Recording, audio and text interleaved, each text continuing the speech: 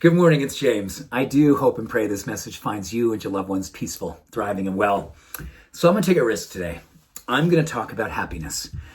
In a time where when we think about happiness, it could almost feel like, oh my goodness, really?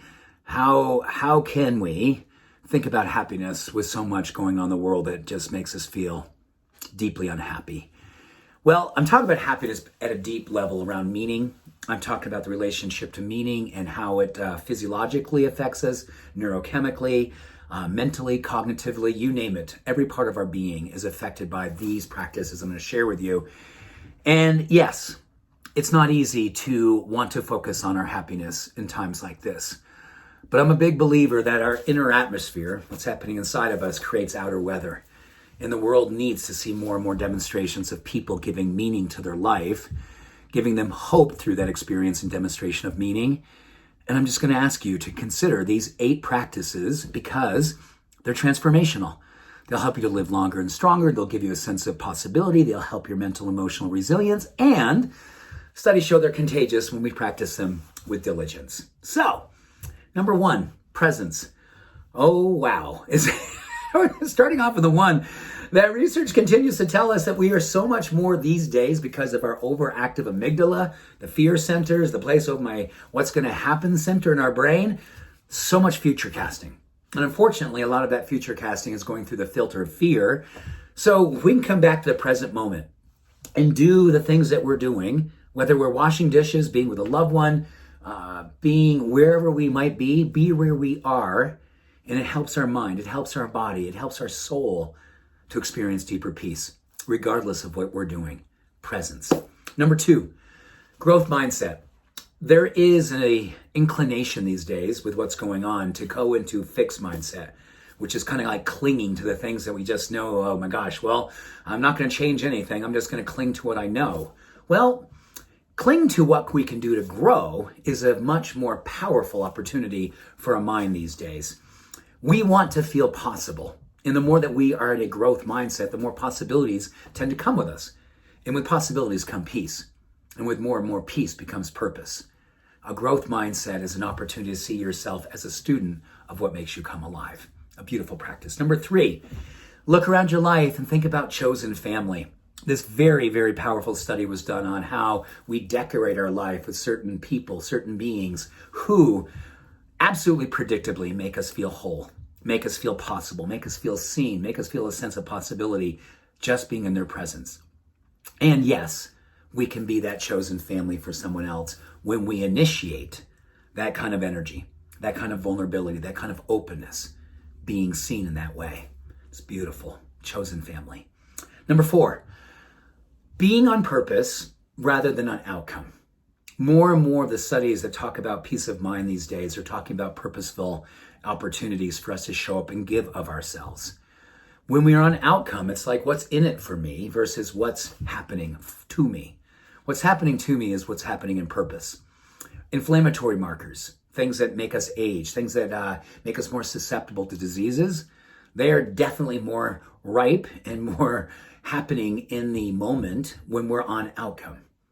The more that we are in the moment and on purpose, the more that we drop the ego and drop the attachment to go in to these moments, the great opportunity are to fight inflammation and grow and create experiences of deep joy and meaning. Number 5, carving out me time. There was a study that talked about how even as little as 3 to 4 minutes a day spent outdoors where you're just doing the sake for yourself of saying, this is just for me. I'm just going to breathe. I'm going to sit. I'm going to lie. I'm going to walk, whatever the case may be. But scheduling it and then following through was buoying up things like serotonin and dopamine and lowering cortisol and really, really helping us to rearrange a lot of our physiological tendencies towards stress. How powerful is that? 3 or 4 minutes of you time, just taking a time out. Number 6, money spent on experiences today are more important than ever. Studies have shown that over the last couple of years where much of what we couldn't do left us to be buying a lot of stuff and having it sent to our house because it was giving us something we thought was going to give us a sense of meaning or happiness. But what we know, looking back, none or very, very little tend to register even as little as 3 to 7 days later, that joy. But experiences, investing in experiences, going someplace that brings you a sense of joy and possibility and meaning, taking people with you that you know. This doesn't have to be an expensive thing. This can be literally investing in going in the dog park with your dog when you could take your dog out someplace else, but the dog park's fun, right? The dogs are running around. You meet people because dogs are catalysts for conversation with strangers.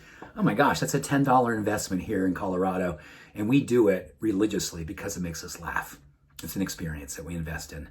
Number 7, givers, not takers. This is a very cool study that was done on the initiative that we take to go out in the world and give of our gifts, give of meaning, give of love, give of compassion, give of vulnerability, showing up that way versus being on the taking side of things. I know it sounds almost elementary, right? It's like a thing we'd hear like we were in school when we were talking about things that we knew were good traits of being a good person, being a giver versus a taker.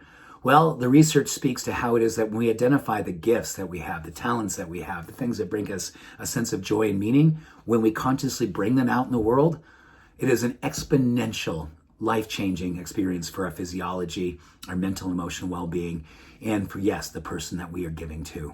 It's beautiful, powerful medicine. Lastly, embrace being uncomfortable. I left that one consciously, yes, specifically for last, because a lot of these things should make us feel uncomfortable, like, oh my gosh, 3 or 4 minutes of my time outdoors, going for growth mindset, really leaning into chosen family.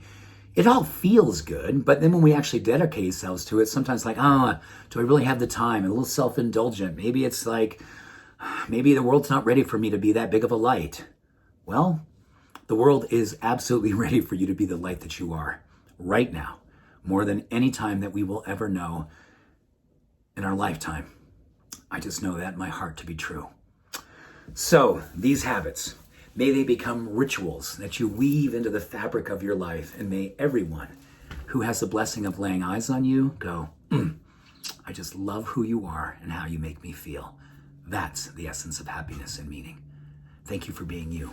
Much love, every blessing. Have an awesome day. Bye for now.